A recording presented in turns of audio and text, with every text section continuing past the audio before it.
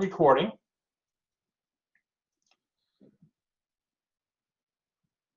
Okay, so here we, well, I'm going to let you copy this example down.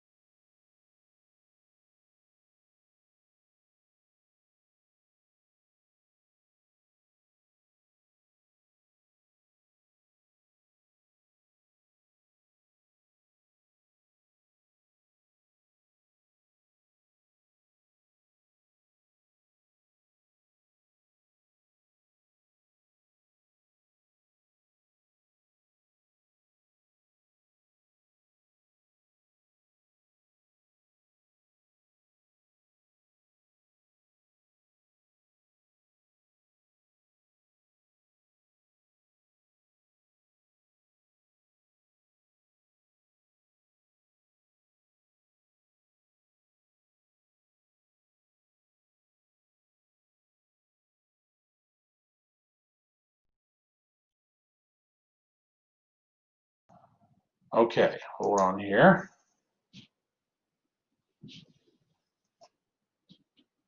Yeah, so the homework, the homeworks, the ones that you'll be taking the deduction, I have to put a setting in so you can work on those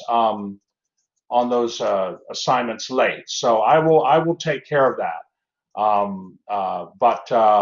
Yes, that won't be that's always how it is, Sega. You can always work on assignments. I realize you had a assignment due on Tuesday and Thursday this week, and you were focused on the exam. And like I mentioned, I said, work on those assignments, take the deduction and work on those late because you want to focus on the exam.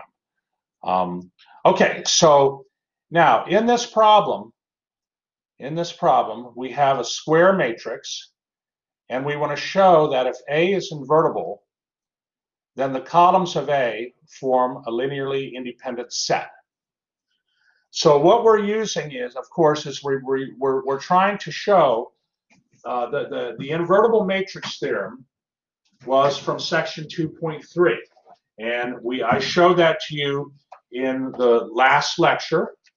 Okay, the last lecture, I brought up the invertible matrix theorem, section 2.3.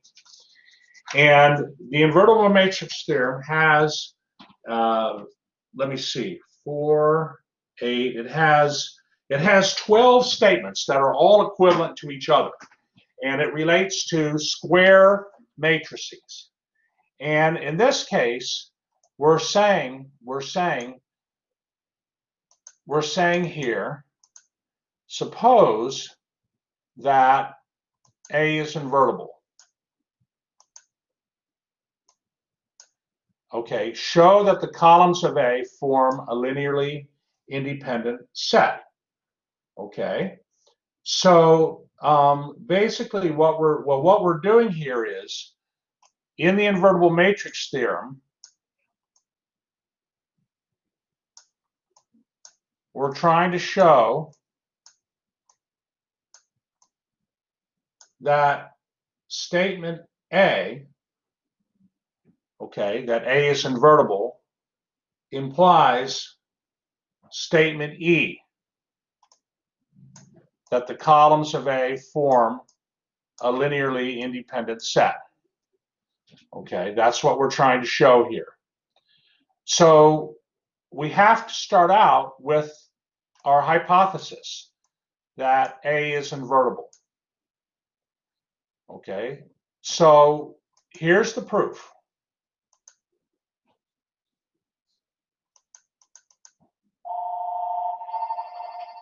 Okay, let me give you a chance to write this down up to here.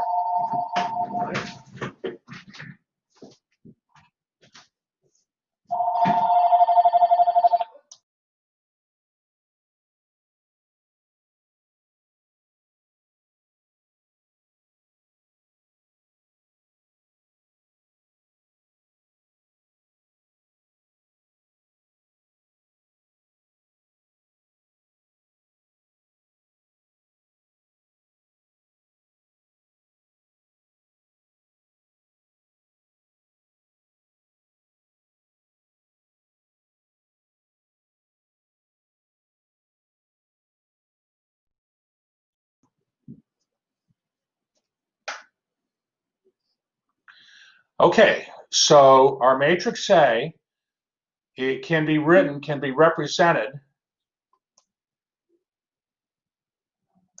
as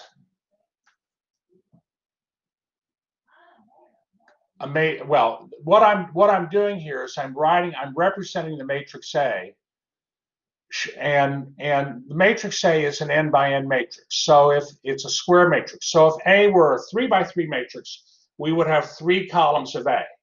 If the matrix A were a 4 by 4 matrix, we would have 4 columns of A, and so forth. So we're representing A in general as a matrix, and it's an n by n matrix. There are n columns of A. Now, if it's invertible, then certainly for every vector B in n space, AX equals B would have the solution X equals A inverse times B. We know that because what we're doing, right, is we're pre-multiplying. We pre-multiply the AX equals B, that matrix equation, by A inverse, right, on both sides. I'm getting better with this mouse. Then A inverse times A is the identity.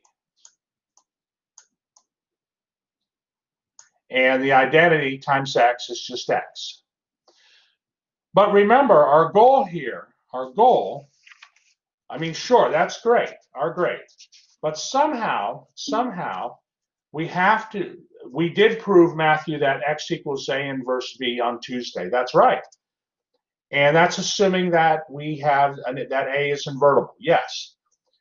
But now we have to somehow show that the columns of A form a linearly independent set. And this is why I write the matrix A, as you see here, because I need to bring in the columns of A, right? So, all right, now what I'm going to do is I'm going to decide, let me choose my vector B to be the 0 vector. Okay, let me choose the vector B to be the 0 vector. Because, you know, it has a solution for all vectors B. So I'll just let B be the 0 vector. That, of course, is the vector of zeros. The 0 vector, right? It's the vector of zeros. Well, then AX equals 0, that matrix equation, would have to have the solution that X equals the 0 vector. In other words, the solution vector X is all trivial solutions. I don't know what that is. We don't want that. Hold on. I don't know what that is. Okay. So the solution X then to the homogeneous equation AX equals 0 would be the vector x equals 0. Ah, okay. Yeah. Oh yeah, Moshe, I can see it all. I'm the presenter. I'm a presenter, so yep, I can see it all. Okay, so therefore the only solution, no problem, thank you. The only solution then to this vector equation, and remember, when we write the matrix A times the vector x, that can be equivalently represented by a vector equation. The vector equation being x1 times a1 plus x2 times a2 plus ... plus xn times an. Okay, so the matrix equation ax equals 0 can be represented by this vector equation. This vector equation here. And this is where we're going to be able to prove that the columns of A are linearly independent. Because the only solution is that all the variables, all the x's, are going to have to be 0, which is the trivial solution. And this brings about then the definition. I mean, that shows that the columns of A form a linearly independent set. Because that's the definition of linear independence between a set of vectors. If you take a linear combination of the vectors and set it equal to 0, the 0 vector, and the only solution is that all the weights are equal to 0, the vectors are linearly independent. Well, Matthew, this is the case only when b equals 0, but we know that x equals, because A is invertible, x equals A inverse times b for any b in the Rn space. Well, I'm going to choose my vector b. I mean, it's true for all vectors b in the Rn space. But hey, it's also got to be true then when the vector b equals the 0 vector. And when I let b equals the 0 vector, I'm able then to come up with this vector equation, which has the solution the solution x being the 0 vector.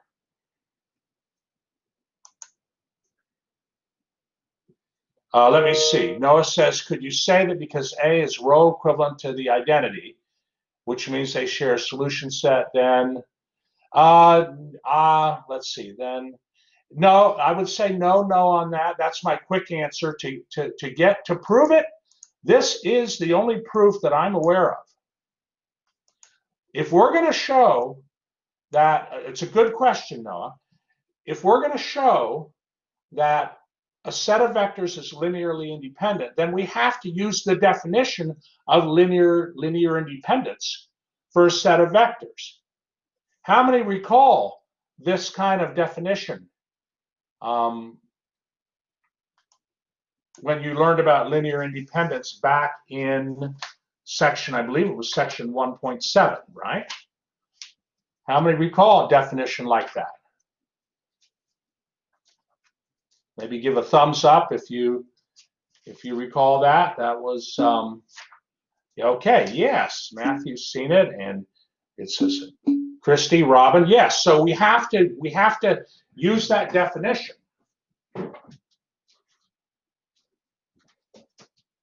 We have to get there, you see, and that's how we get there. Yes, Matthew. Yes, Matthew.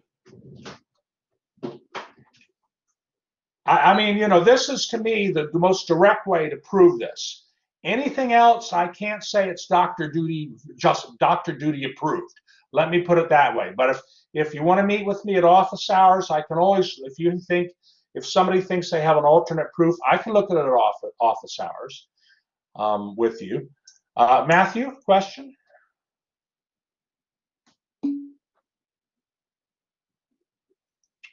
Yes, well, you can actually represent the matrix A times the vector X as this vector equation on the left.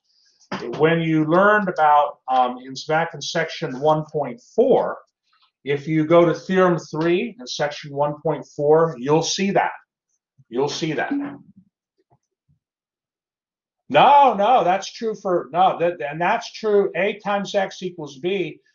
A times X can be written as this linear combination of the column vectors of A, always. And that's by theorem 3 from section 1.4. Very good question.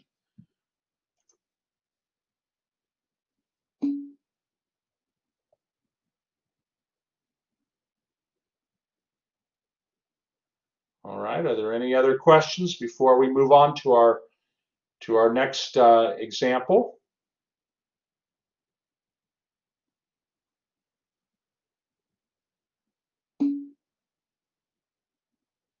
Well, the vector B could certainly be a different vector than the zero vector, but I want to have the zero vector here because that's going to help me prove that the columns of A are linearly independent.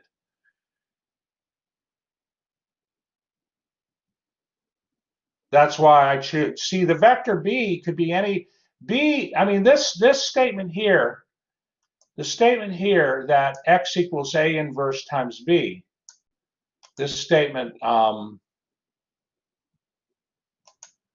right here, that's true for any B vector, any vector B in the Rn space.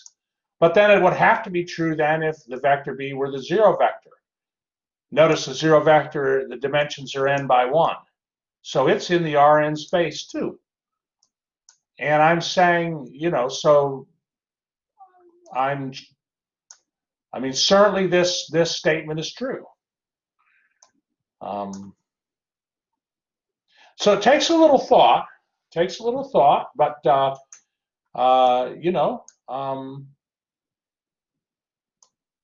and that's why this course is your first course in Introduction to Proof, probably. Okay, and so this is well, I think discrete math might have some proofs in it too. I've not taught that, but okay, Matthew's seen some proofs elsewhere. Okay. Okay, well let's move on. Let's move on. May I go to the next problem? Are we good? Next example.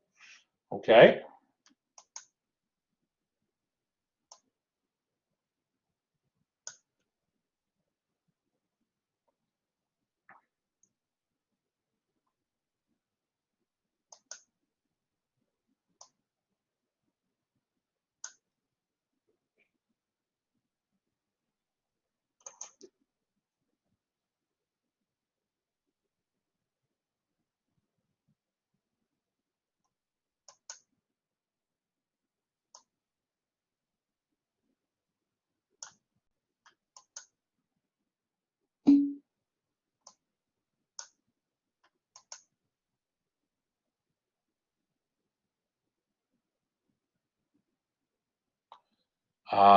Okay. Hang on here. All right.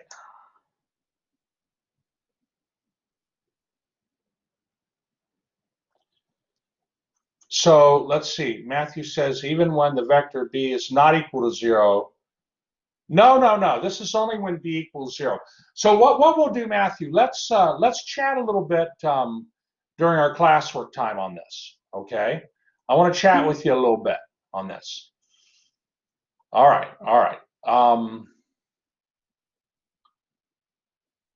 Okay, one moment here. Okay, let's move on here. Okay, I got another, let me see, is this the one I want?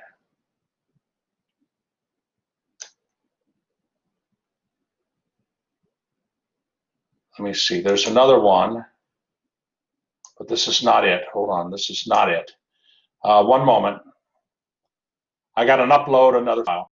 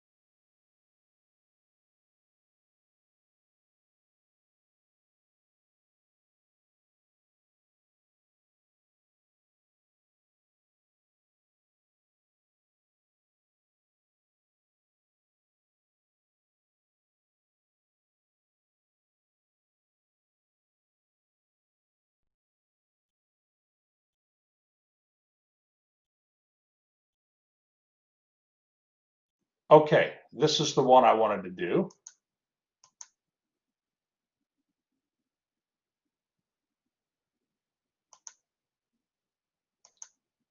Okay, so take a moment to copy this down. All right, and this actually relates to, in section 2.3, there is a theorem 9 on page 116, a theorem 9 on page 116 that, that this relates to. Well, it's involved.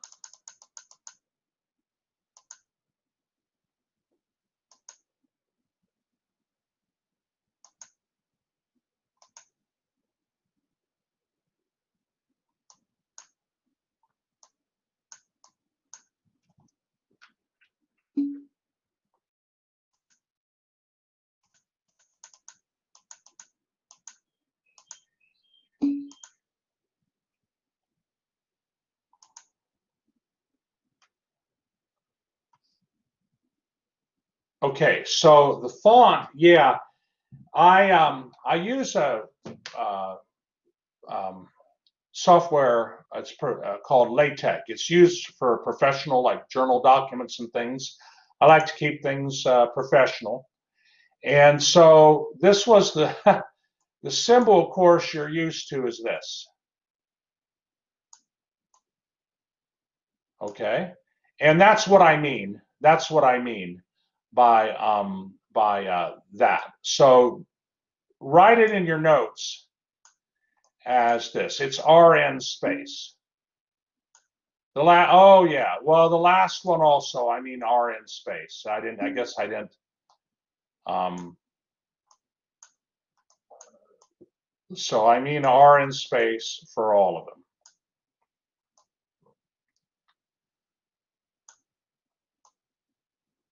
Transformations are sometimes, I mean, we don't want to ignore the fact that when we multiply a matrix by a vector, that it's a linear transformation.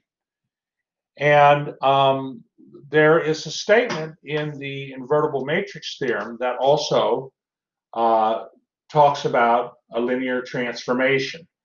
What I'll do here, let me actually bring up this.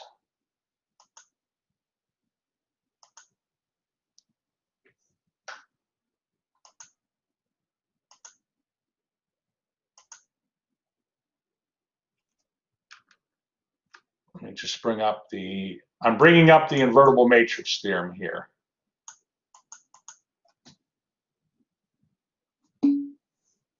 Okay, so when I say that T is 1-to-1, I mean like a 1-to-1 function.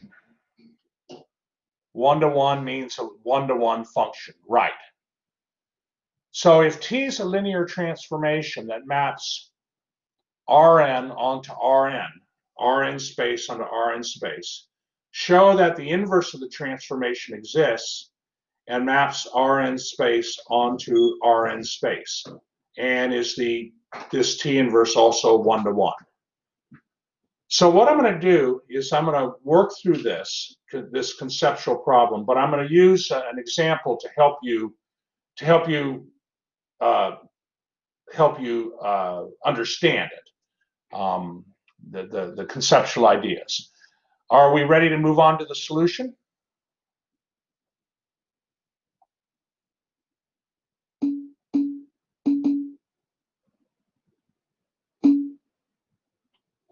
Okay, all right. Okay, so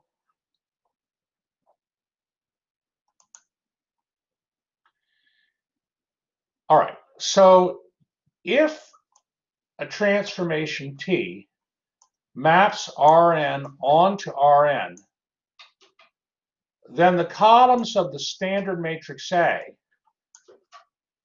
that and remember we're saying that our transformation is equal to A times X. X is an n/1 vector, and A is going to be an n/n vector.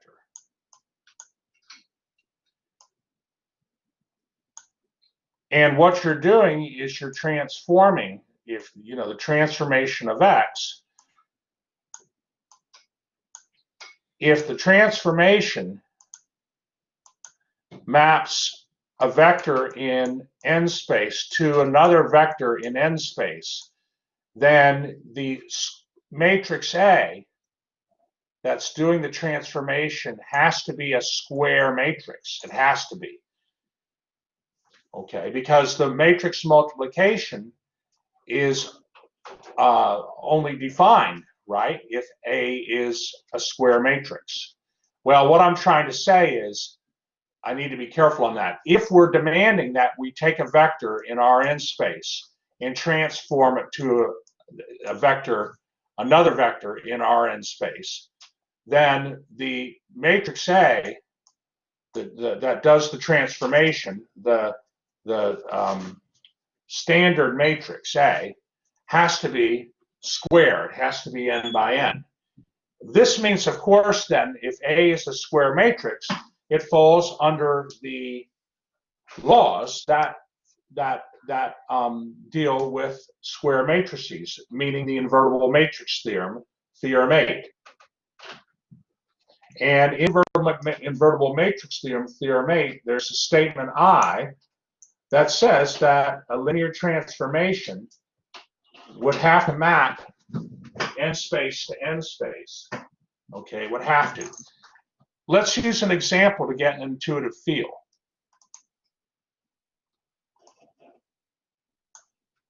Hold on here.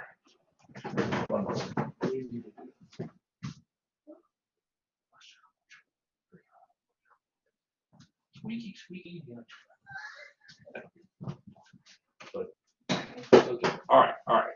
So what I've done here is, for this example, what I've done is I have a matrix A. I just called it matrix A 1, 2, 3, 4, and I'm going to map a 2 by 1 vector x. Okay, I'm going to transform it by multiplying A times x. Okay, so A times x, okay, A times x, okay, you've learned several ways to multiply matrices back in section 2.1. The one way, of course, is the row-column rule, and that's what I'm demonstrating here. Okay, A times x would it's a 2 by 2. Okay, a 2 by 2 matrix times a 2 by 1 matrix, and that is going to then be a 2 by 1 matrix, which we have here. But I can write the 2 by 1 matrix, the 2 by 1 matrix, the transformed vector x equals, the first element is 1 times x1 plus 2 times x2. The second element is 3 times x1 plus 4 times x2. Well, I can write that as a linear combination of the column vectors of the matrix A.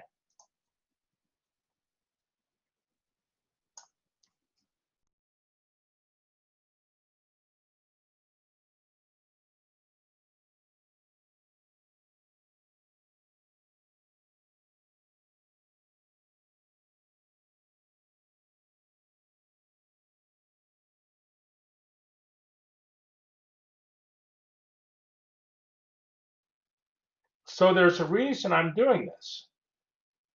The reason I'm doing this. Hold on.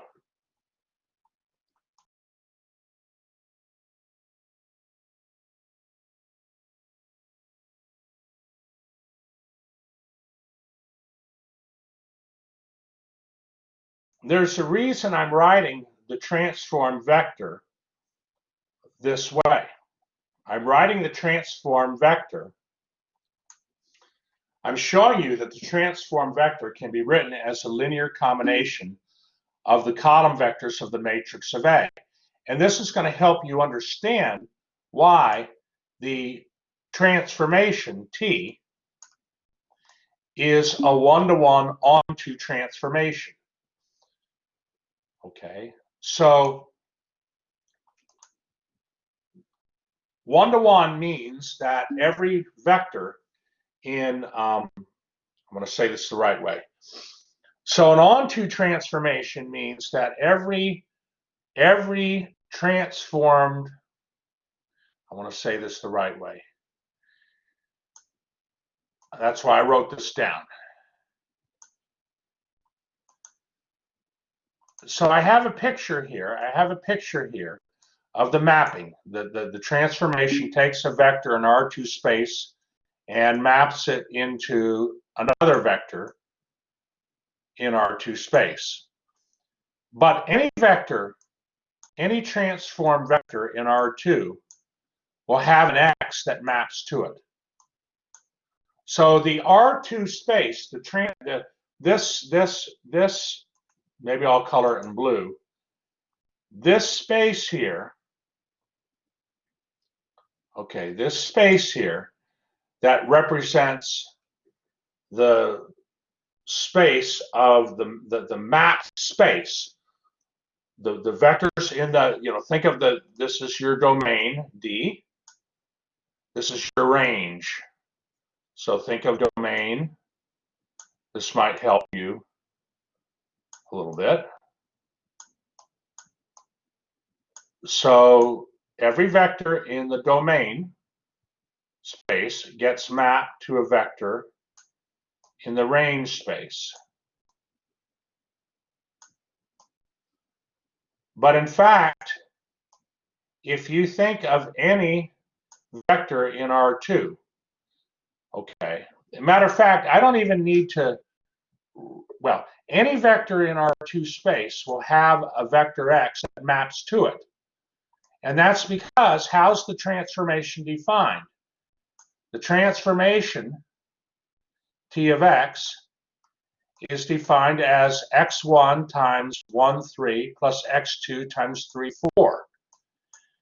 If you set that equal to some random vector b in R2 space, it's going to always have a solution.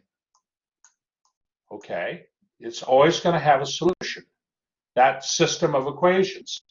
And this means that every vector in the range has a vector x in the domain that maps to it. And that's why this transformation is onto. Also, though, the transformation then also, because it's a square matrix, the transformation necessarily has to be 1-to-1. So it's a 1-to-1 onto transformation. And I find it helpful to write the transformation of x, to express it as this linear combination of the column vectors of A, because then I can see that this transformation is 1-to-1 and onto. Okay, so Bethlehem sees that. Okay, how many find this helpful? This little example that I have to help you kind of tie things together. Is that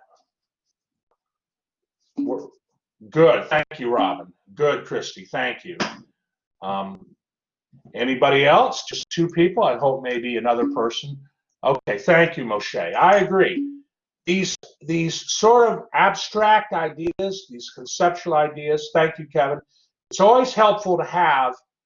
You can just write a little example yourself. That's what I did to help me understand and feel comfortable with the theory. I chose 1, 2, 3, 4. Oh, there is a typo here, class. There is a typo. Thank you, Solomon. Wait. This should be 2, 4 here. Right here. The second, this here, should be 2, 4. The right here. Wait, hold on. Oh, yes, and there should be a 2, 4 up here also. Thank you. Good catch, Solomon. So please correct that in your notes. 2, 4 there as well.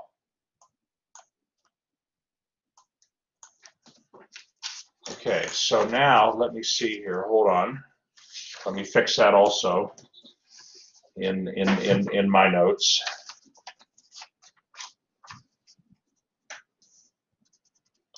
Okay, so now what we have to do, we are comfortable that this transformation that maps Rn space onto Rn space is 1-to-1.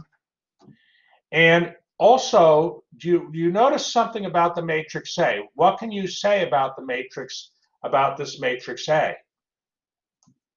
This matrix A that performs this 1-to-1 onto mapping.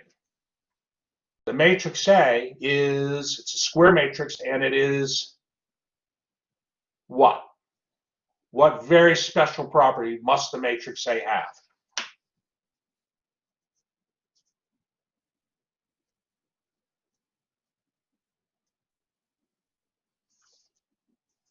For the transformation to be 1-to-1 and onto from Rn space to Rn space, the matrix A must be, there's a word I'm looking for, it begins with an I, next letter N, needs to be invertible. It has to be invertible. Okay, and then by the invertible matrix theorem, so now we go to the next page. By the invertible matrix theorem, A is invertible. But you now, with that little example, you can feel it. You can feel that it has to be invertible.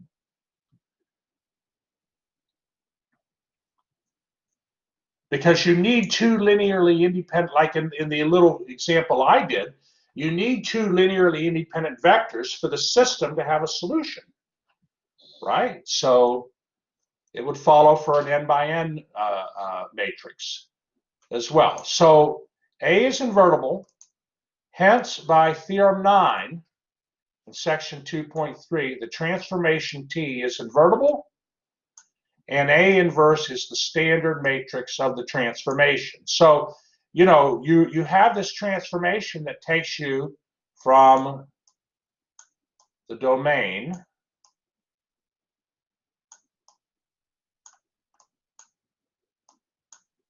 okay, and I think this is neat enough, to the range. Well, the question is, if the transformation A times X takes you from the domain to the range, what transformation would take you from the range back to the domain? And it turns out the transformation would be equal to A inverse times X. For the transformation, you're taking the A times X, okay, A times X is the mapping of a vector. It's in the range. If you do the transformation, the inverse transformation of A times X, you're going to get A inverse times X.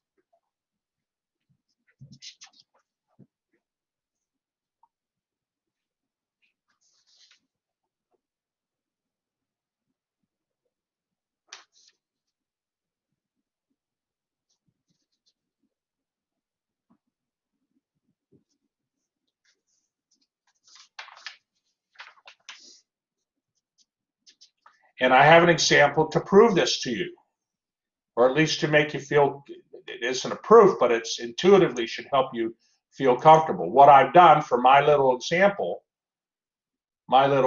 here is I have a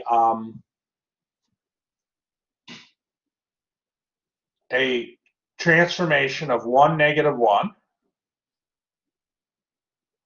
okay? And the matrix A was 1, 2, 3, 4. And what I'm doing is I'm letting my vector X be 1, negative 1. Okay? I'm letting my vector X be 1, negative 1. And under the transformation of 1, negative 1 is negative 1, negative 1, right here. Now what I want to do is find the inverse of A, find the inverse, and then multiply the inverse of, find the inverse matrix A inverse, multiply A inverse by negative 1, negative 1, and see if I get back 1, negative 1. Okay, that would give me an intuitive appreciation for this theorem 9 that they're talking about. Okay. So what I do to find the inverse, it's a 2 by 2 matrix, so we have a formula. We have a formula in section 2.3 for that, or 2.2. And I find my inverse to be equal to the matrix negative 2, 1, 3 halves, negative 1 half. Let me give you a moment to copy that down.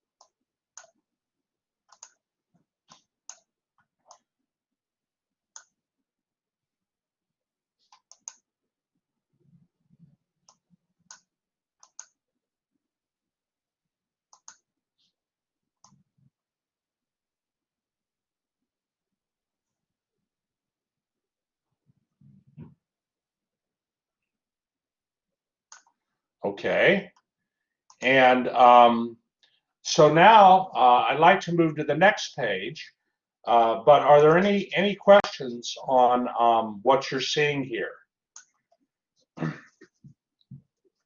I'm doing this with you, this problem, so that sometimes people think about these transformations and they sort of see them as abstract, but we don't have to, they don't have to be, right? All we need to do is come up with a nice little example that helps conceptually reinforce the ideas in the theorems. So A is invertible, Noah, and we knew it would be. We knew it would be. All right, so may I go to the next page? We're good?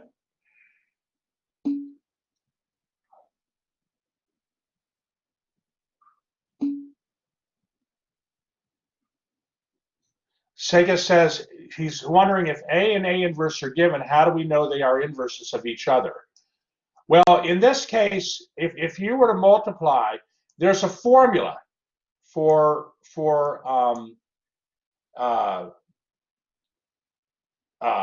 A inverse of a 2 by 2. But if you multiply A inverse times A,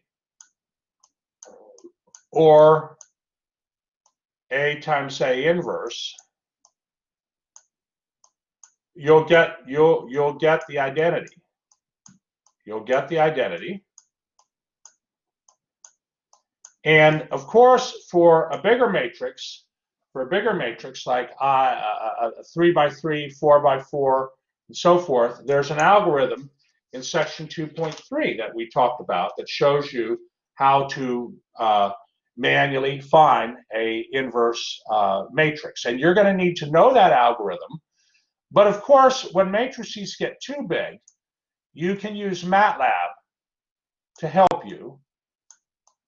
I think for the matrices in your 2.2 exercises, they're all pretty manageable. But if you ever get like a big matrix and you need to find an inverse, okay, now there's a hand moving around there. Let's, all right. The command to do a matrix, inverse matrix in MATLAB is INV of A. And incidentally, if you want to get fractions, I'm just mentioning this because I'm in the neighborhood. If you want to get fractions for your elements, you use the command format RAT. No problem, Matthew, no problem. I don't know, yeah, if that's you, Matthew, that's you. Matthew, how are you getting the hand, by the way? Just how are you getting the hand? I guess the hand, okay, I click on the hand, but I can't draw, if I can't really draw with the hand, pointer to the top left, is that? It's on the upper left corner. So I see the pointer, but can I have a hand and a draw at the same time? I don't know. Okay, you have the option to write. All right. Well, let's move on to the next page. So MATLAB, INVA, format RAT. That'll All right. So now I want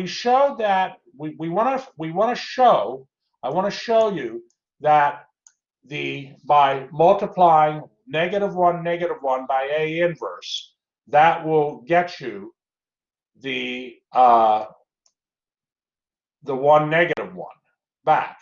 So we transformed 1, -1, that vector, and got the vector -1, -1. Now what I want to do is, using the matrix A inverse, use that to transform the vector -1, -1 back to the vector 1, -1.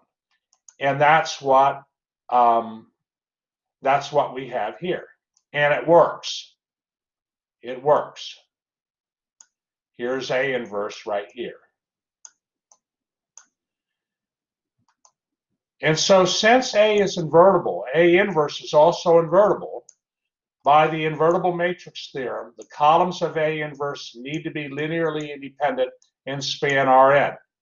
Therefore, T inverse is also a one-to-one mapping of Rn onto Rn. It's also a one-to-one mapping. So there's a lot in this little problem that we did. There's a lot of concepts, but you know, I thought it was important. I think about you, you know, working on your homework and those multiple choice problems, and you know, I try to I thought a little more, just a little more, a lot like a lot of section 2.3. A lot of those problems are going to be multiple choice problems, and they're conceptual. So it doesn't hurt to do a little more conceptual reinforcement here.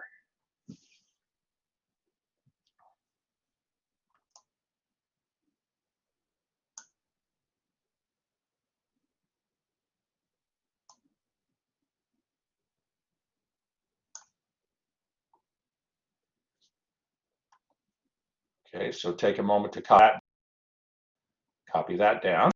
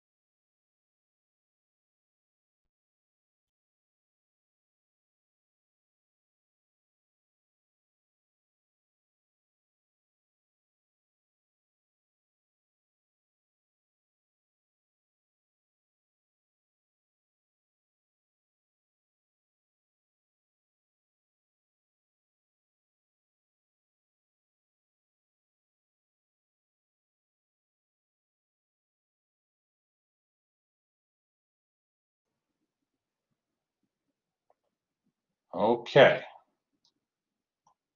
Are there any questions at all?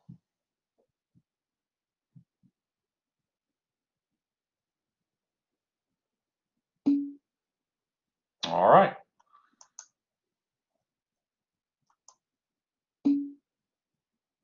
Okay, no problem, Moshe.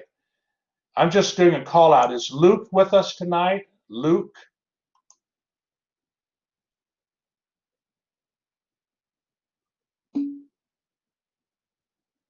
Well, you're right, Moshe.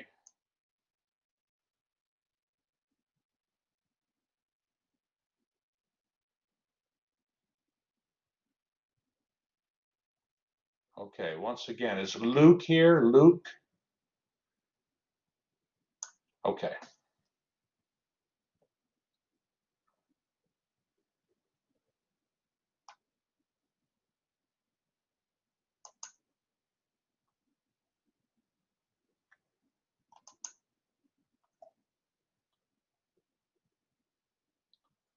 All right. Now, I'll just mention everybody knows, of course, to review any assignment or, you know,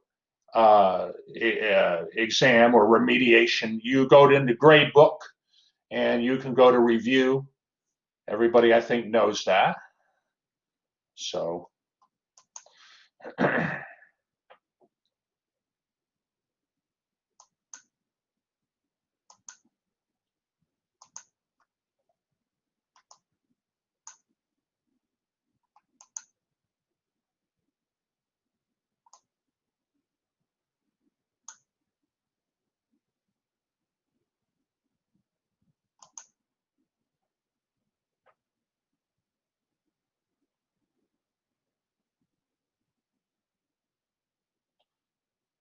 Okay.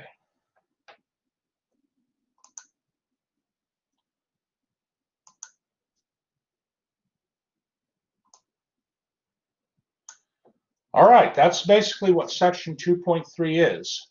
Well, I mean, what I mean is there's of course more things.